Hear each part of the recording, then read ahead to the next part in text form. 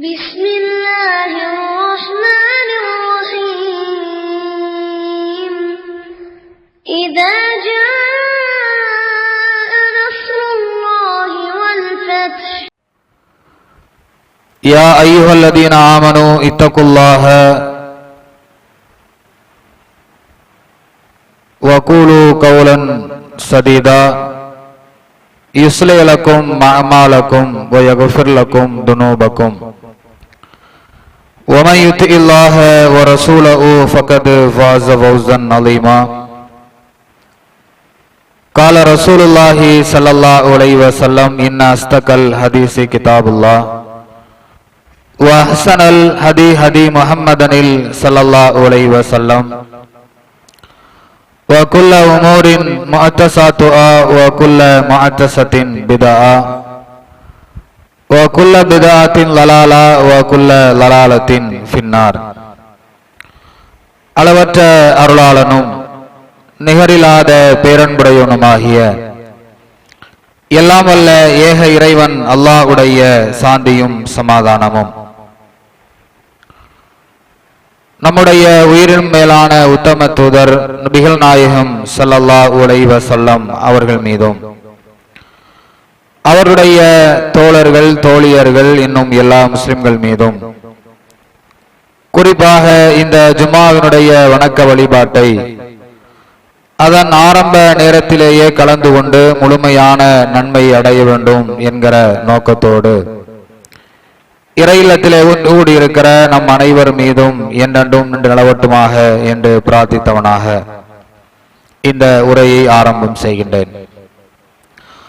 அல்லாஹுடைய பேரருளால்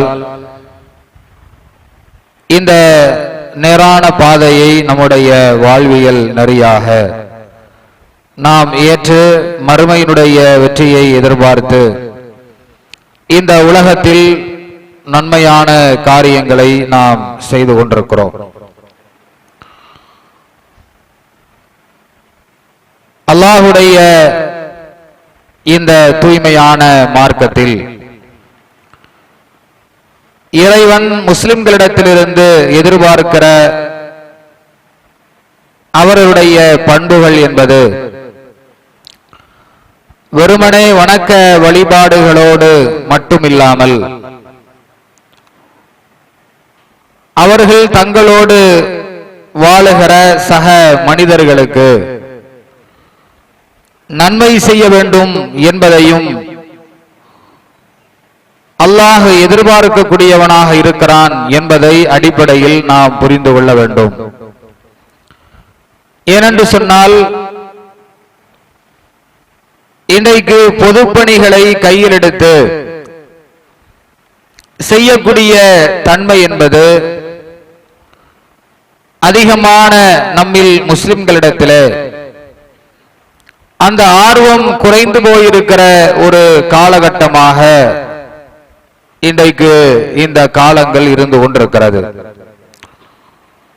ஆனால் நபிகள் நாயகம் ஸல்லல்லாஹு அலைஹி வஸல்லம் அவர்களும் திருமறை குர்ஆனில் பல்வேறு விதமான இறை செய்திகளும் பொதுப்பணியை செய்வதற்கு நமக்கு ஆர்வமூட்டி இருக்கிறது. பொதுப்பணி என்றால் நம்மோடு வாழுகிற சக மனிதர்களுக்கு அவர்களுக்கு செய்ய வேண்டிய நன்மைகளை செய்ய வேண்டும், அவர்களுடைய சிரமத்தை போக்க வேண்டும் என்று பல்வேறு விதமான செய்திகள் நமக்கு திருமறை குர்ஆனில் நமக்கு சொல்லித் தரப்பட்டிருக்கிறது. எந்த அளவிற்கு என்றால் அல்லாஹ் திருமறை குர்ஆனிலே சொல்லி காட்டுகிறான், ஃபஅபுது ரப்பக்கும், நீங்கள் உங்களுடைய இறைவனை வணங்குங்கள். அதுபோன்று வபில் வாலிதைனி இஹ்சானா, உங்களுடைய பெற்றோர்களுக்கு நீங்கள் நன்மை செய்யுங்கள் என்று சொல்லிவிட்டு அல்லாஹ் சொல்கிறான், நீங்கள் பெற்றோருக்கு நன்மை செய்வதோடு மட்டும் நின்று விடாமல் உங்களுடைய உறவினர்களுக்கும் நீங்க என்ன செய்யுங்க, நன்மை செய்யுங்க. உங்களுடைய உறவினர்களோடு மட்டும் நீங்கள் நின்று விடாமல் வழிபோக்கர்களுக்கும் நீங்க நன்மை செய்யுங்க.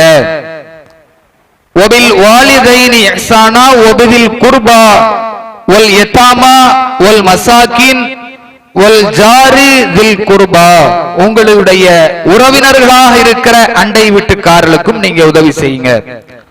வல் ஜாரில் ஜும், அது மாதிரி உறவினர்கள் அல்லாத அந்த அண்டை வீட்டுக்காரர்களுக்கும் நீங்கள் உதவி செய்யுங்கள்.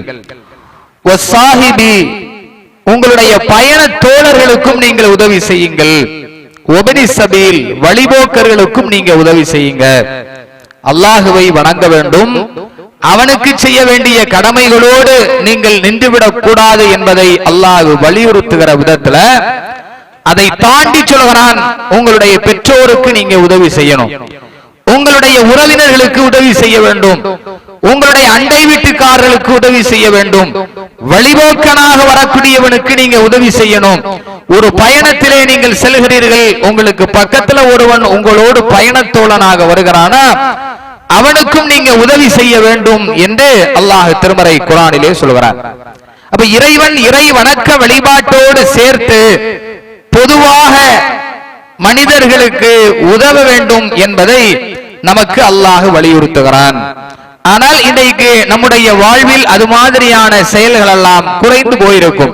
இன்னும் அல்லாஹ் சொல்கிறான், அது மாதிரியான காரியங்களில் நீங்கள் அவர்களுக்கு உதவி செய்யக்கூடிய காரியத்துல நீங்க ஒன்றுபட்டு செயல்படுங்க. அலல் பிர்ரி வத்தக்வா, நன்மை செய்கிற விதத்தில் அந்த காரியத்தில் நீங்கள் கூட்டு சேர்ந்து கொள்ளுங்கள். நீங்கள் கூட்டாக சேர்ந்து என்ன செய்யுங்க, அவர்களுக்கு உதவி செய்யுங்க. அதை அல்லாஹ் திருமறை குர்ஆனில் வலியுறுத்துகிறார். இப்படி திருமறை குர்ஆனுடைய வசனங்கள் நமக்கு பொது பணியை செய்வதற்கு வலியுறுத்தி இருக்கிறது. அல்லாஹ்வுடைய தூதர் நபியாக ஆகுவதற்கு முன்னால் அவர்கள் எப்படிப்பட்ட தன்மை உடையவர்களாக இருந்தார்கள், நபியாக ஆனதற்கு பிறகு அந்த துவக்கத்தில் ஆயிஷா ரலியல்லாஹு அன்ஹா, கதீஜா ரலியல்லாஹு அன்ஹா அவர்கள் சொல்கிறார்கள், நீங்க பயப்படாதீங்க. ரசூலுல்லாஹ் பயப்படுறாங்க. அந்த நிகழ்வை பார்த்து விட்டு ரசூலுல்லாஹ்வுக்கு கலக்கம் ஏற்படுகிறது.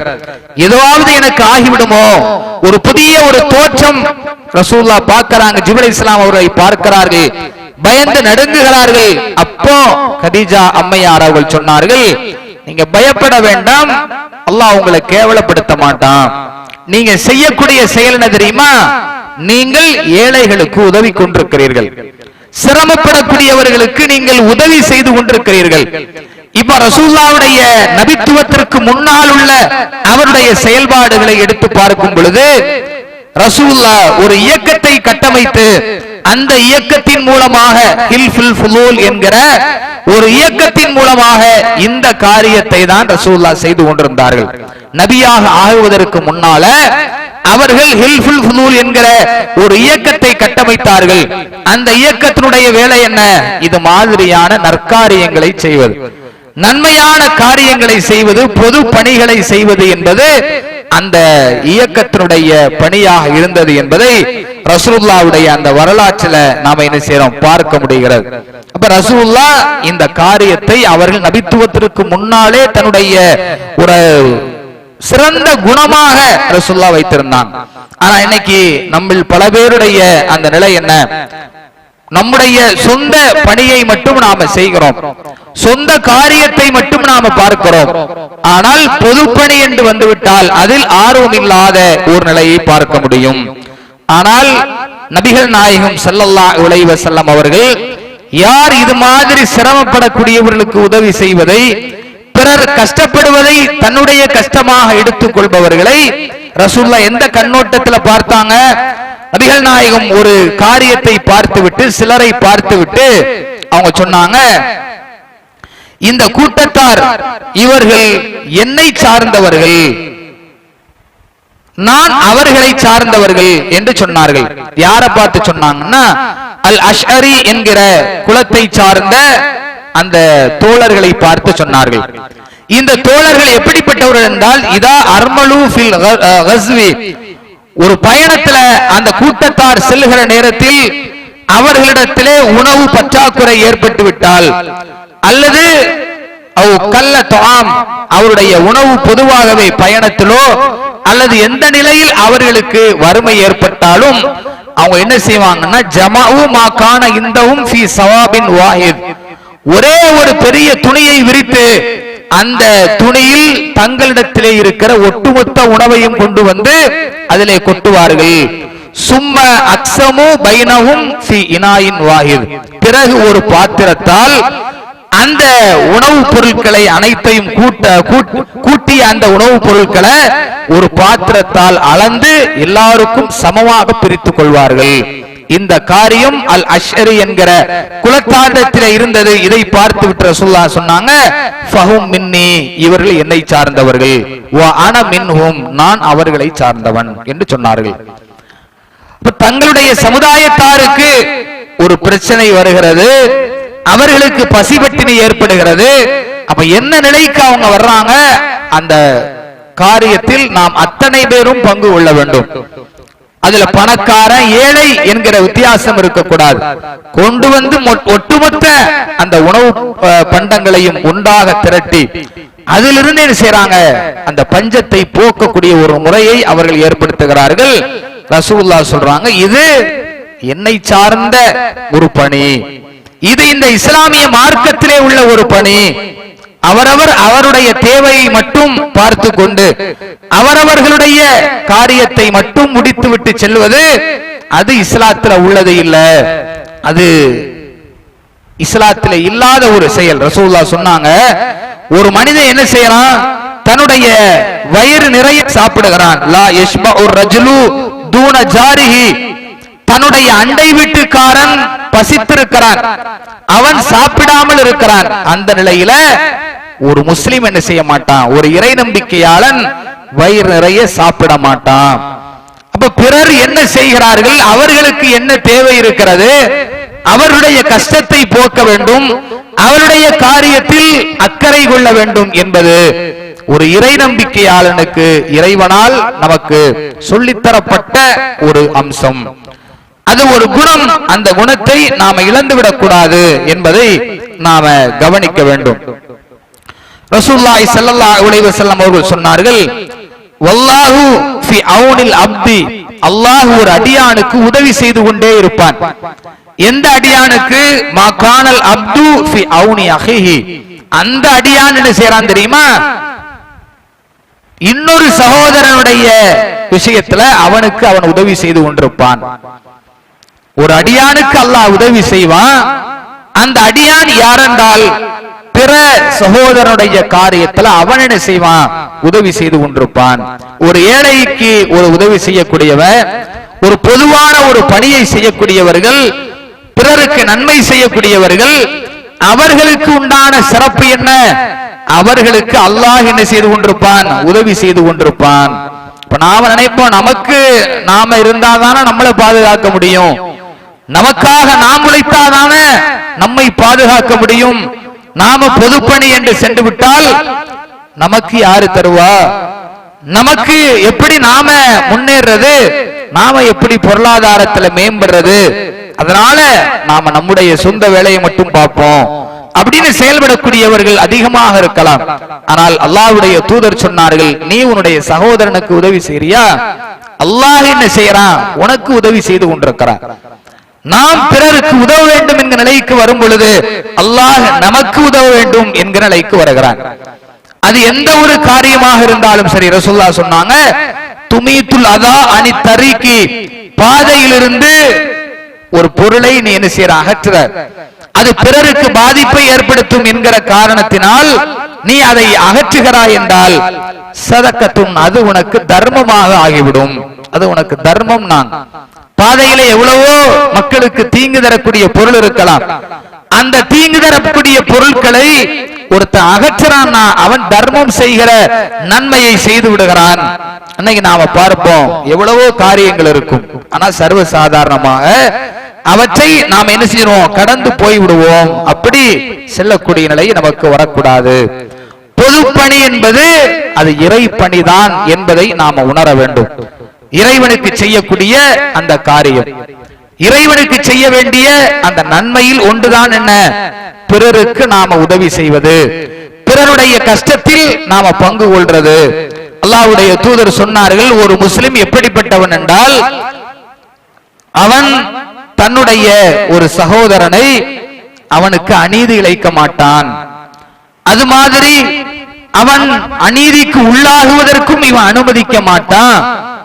அது மாதிரி அவன் எந்த ஒரு முஸ்லிம் பிற முஸ்லிமுக்கு உதவி செய்யறதுல அவன் அக்கறை செலுத்துகிறானோ அவனுக்கு அல்லாஹ் உதவி செய்வான்.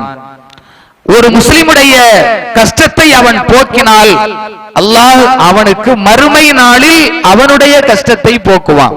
அல்லாஹ் எப்படிப்பட்ட ஒரு அந்தஸ்தை கொடுக்கிறான்னு பாருங்க. உலகத்துல நீ பொதுப்பணி செய்யறியா, உலகத்துல நீ மக்களுடைய கஷ்டத்தை போக்குவதற்கு நீ உன்னுடைய நேரத்தை ஒதுக்குகிறாயா, அந்த மனோபக்குவத்தில் இருந்தால் மறுமையில் நாம சந்திக்கிற அந்த கஷ்டங்களில் இருந்து ஒரு கஷ்டத்தை இறைவன் உனக்கு போக்குகிறான் அப்படிங்கிற செய்தியை ரசூலுல்லாஹ் வலியுறுத்துகிறார்கள். இன்னும் ஏராளமான செய்திகள் நமக்கு பொதுப்பணியை நாம செய்ய வேண்டும், பிறருடைய கஷ்டத்தை போக்க வேண்டும் என்பதை வலியுறுத்தி இருக்கிற ஏராளமான அம்சங்கள் இருக்கிறது. ஆனா நாம இன்னைக்கு எந்த விதத்தில் நம்முடைய செயல்பாடுகளை நாம் அமைத்துக் கொள்கிறோம்? கஷ்டப்படக்கூடியவர்களுக்கு, சிரமப்படக்கூடியவர்களுக்கு உதவி செய்யறதுல நமக்கு அக்கறை இல்லை. உணவளிக்கிறது அவ்வளவு மிகச்சிறந்த ஒரு காரியமாக பார்க்கப்படக்கூடிய நிலை. அல்லாஹ் கேட்கிறான், நாளை மறுமை நாளில் பசித்து நாம் இடத்துல வந்தன, நீ எனக்கு ஏன் உணவளிக்கவில்லை அப்படின்னு அல்லாஹ் ஒரு அடியானிடத்துல கேட்கும் பொழுது அவனுடைய கேள்வி என்ன? உனக்கு எப்படி பசிக்கும்? இறைவா உனக்கு பசிக்குமா அப்படின்னு கேட்பான். அப்ப அல்லாஹ் சொல்லுவான், ஒரு ஏழை உன்னிடத்தில் வந்தான், ஒரு ஏழை உன்னிடத்திலே சிரமம் என்று வரும் பொழுது நீ என்ன செய்யல? அவனை கண்டுகொள்ளவில்லை. நீ அவனுக்கு உணவளித்திருந்தால் நீ எனக்கு உணவளித்ததை போன்ற ஒரு நன்மையை நீ அடைந்திருப்பாய். அப்ப அல்லாஹ் அந்த பொதுப்பணி எப்படி பார்க்கறான்னு பாருங்க. நாம நினைக்கிறோம் அல்லாஹ்வுக்கு தொழுவணும், வணக்க வழிபாடுகளை செய்யணும், அதைத்தான் அல்லாஹ் ஏற்றுக்கொள்வான், அதுக்கு மட்டும்தான் முக்கியத்துவம் நினைக்கிறோம். ஆனா அல்லாஹ் சொல்லுகிறான், அதை தாண்டி சக மனிதனுக்கு நீ உதவி செய்தால் நான் அதில் சந்தோஷம் அடைந்திருப்பேன், நான் அதில் உன்னை திருப்தி கொள்ளக்கூடிய வகையில் அந்த காரியம் அமைந்திருக்கும் என்பதை அல்லாஹ் நமக்கு சொல்லி காட்டுகிறான். அதை ரசூலுல்லாஹ் நமக்கு உணர்த்தி காட்டுகிறார்கள். எனவே இவற்றை உணர்ந்து கொண்டு வெறுமனே நம்முடைய சொந்த வேலையை மட்டும் நாம பார்க்காமல் பிறருக்கு உதவி செய்யக்கூடிய, பொது நலத்திலே அக்கறை கொள்ளக்கூடிய, பொது பணிகளிலே ஈடுபடக்கூடிய ஒரு காரியம் நம்மள அதிகமான பேருக்கு ஏற்பட வேண்டும். ஏனென்றால் இன்னைக்கு பார்க்கும் பொழுது பொதுவாக இது மாதிரியான காரியங்கள் எல்லாம் குறைந்து போயிருப்பதை நாம பார்க்க முடிகிறது. எனவே அந்த காரியத்திலிருந்து நாம் படிப்பினை பெற்ற ரசூலுல்லாஹ்வுடைய வரலாற்றுல அவங்க சொன்ன காரியங்கள்ல அல்லாஹ் சொல்லி காட்டி இருக்கிற காரியத்துல அல்லாஹ் நன்மை செய்வதற்கு அதிகம் நமக்கு ஆர்வமூட்டுகிறான். எனவே அவற்றை கவனத்தில் கொண்டு செயல்படக்கூடிய மக்களாக அல்லாஹ் நம்மை ஆக்குவானாக என்று கேட்டு என்னுடைய முதல் உரையை முடித்துக் கொள்கின்றேன். அஸ்ஸலாமு அலைக்கும் வரஹ்மத்துல்லாஹ். அல்ஹம்துலில்லாஹி ரப்பில் ஆலமீன். எல்லாம் வல்ல அல்லாஹ்வுடைய நல்லடியார்களே, அல்லாஹ்வுடைய அருளால் நாமெல்லாம் முஹர்ரம் மாதத்தை அடைந்து ஆஷுரா என்கிற ஒரு நோன்பை நோக்கக்கூடிய வாய்ப்பை பெற்றவர்களாக நாம் இருக்கிறோம். இந்த ஆஷுரா என்கிற இந்த நோன்பை பொறுத்த அளவில் இன்றைக்கு அதை பற்றிய தவறான பல நம்பிக்கைகள் முஸ்லிம்களுக்கு மத்தியிலே இருப்பதை நாம் பார்க்கிறோம். இது ரசூலுல்லாஹ்வுடைய பேர குழந்தைகளாக இருக்கிற ஹசன் ஹுசைன் அவர்களுடைய துக்கத்தை நினைவு கூர்ந்து கர்பலா என்கிற இடத்தில் அவர்களுக்கு ஏற்பட்ட அந்த துயரத்தை நினைவு கூர்ந்து அதற்காக கொண்டாடப்படுகிற ஒரு தினமாக இன்றைக்கு மாற்றி வைத்திருப்பதை பார்க்கிறோம். அதிலே பஞ்சா எடுப்பதும், தங்களுக்கு தாங்களே தங்களுடைய உடலை வருத்திக் கொள்வதும், இது மாதிரியான ஒரு துக்க தினமாக அனுஷ்டிக்கக்கூடிய ஒரு நிலையாக இவற்றை நாம் பார்க்கிறோம். ஆனால் யதார்த்தத்தில் இந்த ஆஷுரா என்கிற இந்த நோன்பு, இந்த தினம், இது எப்படி நமக்கு சிறப்பிக்கப்பட்டிருக்கிறது, இது எதை மையமாக வைத்து நமக்கு வலியுறுத்தப்பட்டிருக்கிறது என்பதை நாம் உணர்ந்து கொள்ள வேண்டும். அல்லாஹ்வுடைய தூதர் மக்காவில் இருந்து மதீனாவிற்கு சென்றதற்கு பிறகு அங்கே யூதர்கள் என்ன செய்கிறார்கள் என்றால், முஹர்ரம் மாதத்தினுடைய 10வது தினத்தில், ஆஷுரா என்கிற இந்த தினத்தில் நோன்பு நோக்கக்கூடியவர்களாக அவர்களை பார்க்கிறார்கள். இப்ப ரசூலுல்லாஹ் கேட்கிறாங்க, எதனால் இவங்க நோன்பு நோக்கிறாங்க? அப்ப அவர்களுக்கு சொல்லப்படக்கூடிய பதில், இவர்கள் இந்த நாளில் தான் மூசா அலைஹிஸ்ஸலாம் அவங்க என்ன செய்யப்பட்டாங்க, ஃபிரௌனிடத்திலிருந்து பாதுகாக்கப்பட்டார்கள். இந்த நாளில் தான் ஃபிரௌன் என்ன செய்யப்பட்டான், அழிக்கவும் பட்டான். அப்போ யூதர்கள் நாங்க என்ன செய்யறோம், இந்த மூசா அலைஹிஸ்ஸலாம் அவர்கள் பாதுகாக்கப்பட்டதற்காக வேண்டி நாங்க அல்லாஹ்வுக்கு நன்றி செலுத்துற விதத்துல இந்த நோன்பை நோக்கிறோம் என்கிற பெயரில் தான் அதை நோக்கிறாங்க. அப்ப அதுதான் யதார்த்தமான ஒரு நிகழ்வும் கூட, அதற்காகத்தான் இந்த நோன்பு.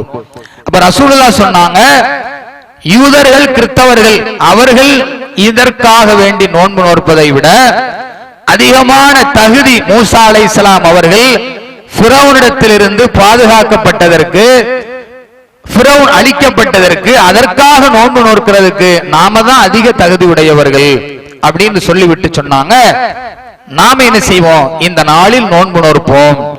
அது மாதிரி வரக்கூடிய ஆண்டில் நாம் இவர்களுக்கு மாறு செய்யவும் வேண்டும். பொதுவாகவே ரசூலுல்லாஹ்வுடைய ஒரு வழக்கம் என்ன அப்படின்னா, யூதர்களுக்கு மாறு செய்யக்கூடிய நிலையை அதிகமான இடத்துல ரசூலுல்லாஹ் கடைபிடிப்பார்கள். பல இடங்களில் அதை நமக்கு வலியுறுத்தி இருக்கிறாங்க. நீங்க தாடியை வளர விடுங்க, மீசையை நீங்க கத்தரிச்சிருங்க, இப்படி செய்யுங்கிறத சொல்றதுக்கு முன்னாடி ரசூலுல்லாஹ் என்ன சொல்லுவாங்க, நீங்க யூதர்களுக்கு மாறு செய்யுங்கள், அவங்க இது மாதிரி செய்யறாங்க, நீங்க அதற்கு மாறு செய்யுங்க அப்படின்னு பல இடங்கள்ல யூதர்களுடைய நடைமுறையை ரசூலுல்லாஹ் என்ன செய்யிருக்கிறாங்கன்னா முஸ்லிம்களுக்கு அப்படியே மாற்றி அமைத்திருக்கிறார்கள்.